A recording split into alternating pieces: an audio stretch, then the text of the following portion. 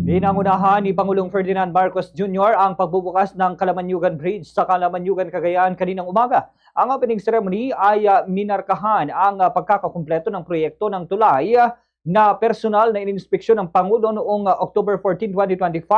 Ang Kalamanyugan Bridge ay may kabuang haba ng 1,580 na meters na binubuo ng 1,100 metro na approach ng bridge at isang 480-meter cable-stayed main span. Dekadang direktang nag-uugnay ang tulay sa bayan ng Kalamanyugan at Aparin na nagbibigay ng napakalagang bagong koneksyon sa transportasyon sa lalawigan.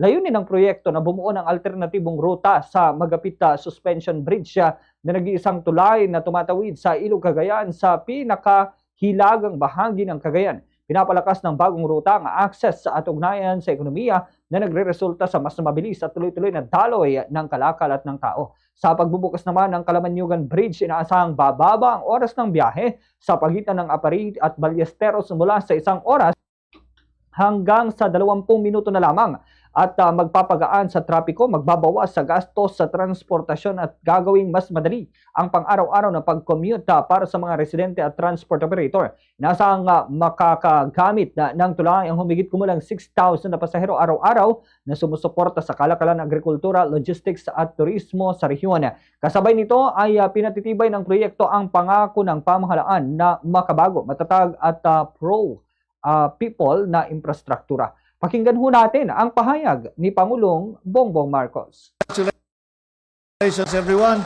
And I am sure na itong tuloy na ito, ako'y nakakasiguro na ang tuloy na ito, magbabago ang ekonomiya sa magkabila ng tuloy na ito. Mabubuksan, maraming mabubuksan.